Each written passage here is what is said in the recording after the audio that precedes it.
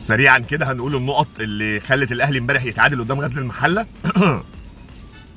1 ريبيرو وادارته للمباراه. 2 التغييرات والتشكيل ما كانش بادئ بيه صح، وتوقيت التغييرات ما كانش مظبوط.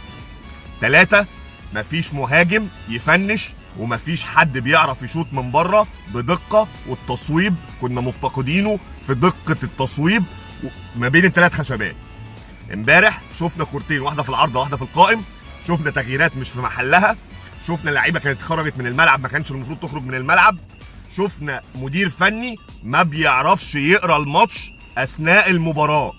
جوه الماتش والماتش وهو بادئ هو ما بيعرفش يقرا الماتش. دي مشكله عند المدير الفني لازم تكون واضحه ونكون فاهمينها. الاهلي هاجم، الاهلي هاجم 18 محاوله امبارح على مرمى غزل المحله، 8 منهم جوه ال 18 وشكلوا خطوره، و10 بره الكلام كله وبره ال 18 وبره الثلاث خشبات.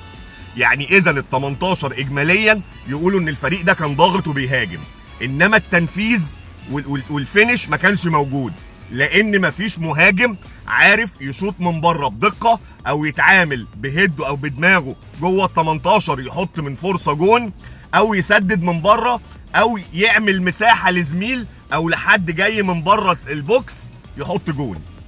احنا بنفتقد لمهاجم محترم، وبنفتقد لمدير فني يعرف يقرا الماتش اثناء المباراه، وبنفتقد للعيبه محتاجه ان هي تركز شويه.